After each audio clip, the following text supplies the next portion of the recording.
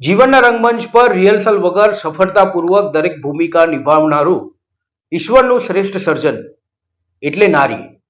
8 March આંતરરાષ્ટ્રીય મહિલા દિવસ તરીકે ઉજવાય છે, ત્યારે આપણે ન્યૂઝ નેશન આણંદ દ્વારા કેટલીક એવી મહિલાઓની વાતો આપણા સુધી પહોંચાડવાનો એક નાનકડો પ્રયાસ. નમસ્કાર દર્શક મિત્રો, હું છું ઇમરાન બોહરા અને આપ જોઈ રહ્યા છો વ્યક્તિ વિશેષ ચર્ચામાં આણંદ શહેરની કેટલીક એવી મહિલાઓની કે જે શૂન્યમાંથી સર્જન થયા હોય, તો કેટલીક એવી મહિલાઓની કે જે પેટે પાટા બાંધીને પોતાનું અને પોતાના પરિવારનું ગુજરાન ચલાવતી હોય. મારા ઘરવાળા હતા ને, એમને કેન્સર હતું. કંડક્ટર તરીકે મેં 17/7/2017 થી ચાલુ કરી. નર્સ તરીકે હું સેવા આપી રહી છું. ડિલિવરીઓ 1500ની આસપાસ કરાવેલી છે. બદલે હું મારું ભરણ પોષણ કરી શકું છું. દરેક ક્ષેત્રમાં મહિલાઓ આગળ છે. અત્યારે કોઈ ડૉક્ટર છે, કોઈ શિક્ષક છે, અમે કંડક્ટરમાં છીએ. મહિલાઓ પુરુષો કરતા આગળ છે. એક સદી કરતાં વધુ સમયથી સમગ્ર વિશ્વમાં લોકો 8 માર્ચને આંતરરાષ્ટ્રીય મહિલા દિવસ તરીકે ઉજવે છે. આંતરરાષ્ટ્રીય મહિલા દિવસ નિમિત્તે આત્મનિર્ભર મહિલાઓની વાત કરીએ તો આણંદમાં પટેલ હેતલબેન એસટી બસમાં કંડક્ટર તરીકે ફરજ બજાવે છે. પુરુષો સાથે ખભેથી ખભો મેળવી પોતાની ફરજ નિભાવી રહ્યા છે, જે અન્ય યુવતીઓ માટે પ્રેરણારૂપ સાબિત થઈ રહ્યું છે. ત્યારે બીજી તરફ નીલાબેન સોલંકી આણંદની જકરિયા હોસ્પિટલમાં છેલ્લા 20 વર્ષથી નર્સ તરીકેની સેવા આપે છે. નર્સ તરીકે તેમણે અત્યાર સુધીમાં 1500થી પણ વધારે ડિલિવરી કરાવીને જે અન્ય મેડિકલ ફિલ્ડ સાથે જોડાયેલી યુવતીઓ માટે પ્રેરણારૂપ બન્યું છે. આણંદ શહેરમાં ચાની કિટલી ચલાવતા 66 વર્ષના સીતાબા છેલ્લા 40 વર્ષથી ચાની કિટલી ચલાવી રહ્યા છે. ચાની કિટલી ચલાવી પોતાની દીકરીને ભણાવીને લગ્ન પણ કરાવ્યા. પતિના મૃત્યુ બાદ કોઈનો સહારો ન હોવાના કારણે જાત મહેનત જિંદાબાદના નિર્ણયથી ચાની કિટલી શરૂ કરી પોતાનું જીવન વિતાવી રહ્યા છે. હું 40 વર્ષથી ચાલું છું. મારા ઘરવાળા હતા ને, એમને કેન્સર હતું. તેમને સાથે સાથે હું આવતી હતી, બરાબર. એમના હાથે હું આવતી હતી ને, એમાં હું શીખી ગઈ. પછી ઓફ થઈ ગયા 6 મહિનામાં.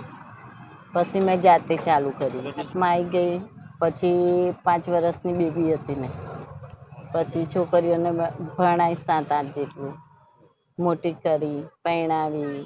પછી એક મારા દિયર હતા, એમને એક્સિડન્ટ થયેલો, એ ઓફ થઈ ગયા. પછી એમની છોકરી મોટી કરીને પરણાવી. એમ કરીને 3 છોકરીઓ પરણાવી. મારે જાતે જ હું કમાઈને ખાઉં છું. નામ પટેલ હેતલ ડાહ્યાભાઈ છે. કંડક્ટર તરીકે મેં 17/7/2017 થી ચાલુ કરી હતી. શરૂમાં જરા અઘરું પડતું હતું, પછી હવે વાંધો નથી આવતો. દરેક ક્ષેત્રમાં મહિલાઓ આગળ છે. અત્યારે કોઈ ડૉક્ટર છે, કોઈ શિક્ષક છે, અમે કંડક્ટરમાં છીએ.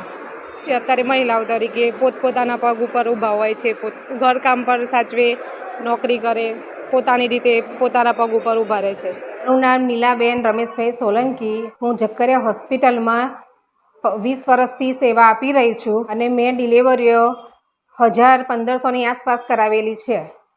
કોરોના કાળ દરમિયાન મેં ઘણી જ સારી કામગીરી કરેલી છે. મેં હોસ્પિટલની નીચે પણ ડિલિવરી કરાવેલી છે. પછી એના બાળકોને પણ સારી રીતના મેં બચાવેલા છે. નાના બચ્ચાને પણ સારી રીતના બચાવેલા છે કોરોના કાળમાં. તો બીજી તરફ સમાજનું એક એવું પણ પાસું છે જે નબળી પરિસ્થિતિ, મજબૂરીના કારણે દેહ વેપાર સાથે સંકળાયેલી મહિલાઓ પણ છે. દેહ વેપાર કરતી મહિલાઓએ જણાવ્યું કે એટલી મજબૂરી, ખરાબ પરિસ્થિતિના લીધે આ કામ કરવા માટે મજબૂર બન્યા. આ કામ કરવાની તેમને કોઈ ખુશી નથી મળતી, પરંતુ તેમની પાસે અન્ય કોઈ વ્યવસાય, નોકરી ના હોવાના કારણે તેમને આ છેલ્લે ઓપ્શન તરીકે તેમણે સ્વીકાર્યું. આ કામ કરવાથી તેમને જીવન પર ઘણી બધી નબળી અસર જોવા મળી, પરંતુ ના છૂટકે આ કામ કરવા પર મજબૂર બન્યા છે. પણ છું નડિયાદ, બરાબર. મારા મિસ્ટર જો ઝઘડા થયા, પછી મને 3 વર્ષની બેબી કાઢી મૂકી. તો મારે આણંદ આવું, પણ હું આણંદ ગોધરા પ્લેટફોર્મ પર 3 દિવસ રહી. 3 દિવસ રહ્યા પછી મારા પર અમુક દાનતો નાખતા હતા. ત્યારે તો મારી ઉંમર બી સારી હતી, હું જવાન હતી. હું 20 વર્ષ પહેલાંની વાત કરું છું. હું જવાન હતી ત્યાં બધાએ દાનત નાખી. પછી મારાથી ના થયું છે તો મેં આ લાઈન પકડી છે. અને મેં આ લાઈનમાં મારી બેબી પરણાવી છે. અને મેં બહુ મજબૂરીમાં, અને અત્યારે અમને એવા મળે છે ને માણસો, બહુ નકામા માણસો મળે છે, બધા સારા નહીં મળતા. સારા સમજે બોલાવે છે, નકા અમુક સમય તો બોલાવતો નહીં લે. અમે એકલા જ રહીએ છીએ. જો એકલા કમાઈએ છીએ, એકલા જ જાત પર ખાઈએ છીએ. મમ્મી છે 80 વર્ષના, અને અત્યારે હું છું. બેબી સાસરે પરણાવી દીધી છે. મજબૂરી ખાતર કે છોકરાને એમાં મારા 2 છોકરાને અને પહેલાં તો વડોદરાના તિલક પરંપરા દિવસ રહી, પછી આ લાઈન મેં નથી પકડી, પણ પછી ભૂખે મરી એટલે નેશન આણંદ સત્યની